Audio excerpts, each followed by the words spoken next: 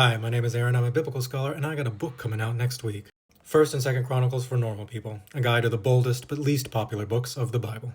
And in this book, I say this. Together, First and Second Chronicles have ruined more attempts to read the Bible in a year than any other force on earth. Let me explain. For years, I've taught in churches and synagogues and universities and seminaries, and every time I see somebody sit down in earnest to try and read through the entirety of the Bible, there is no greater challenge to getting that done than the books of 1st and 2nd Chronicles, and it's easy to see why. After all, the book of 1st Chronicles opens with the Bible's longest genealogy.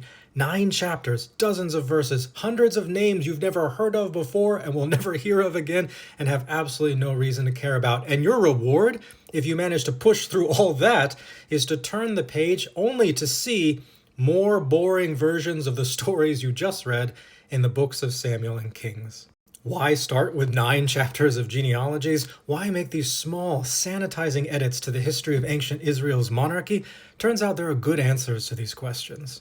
If you pick up a copy of 1st and 2nd Chronicles for Normal People, I can show you how the very structure of the genealogy is actually a subversive argument, and I can show you how there are actually provocative bits of theology tucked into this genealogy you might not otherwise see. I can also show you how even the smallest changes that the author of Chronicles makes to the history of ancient Israel that we saw in Samuel and Kings can lead us to radically reconceptualize God and God's relationship to human history.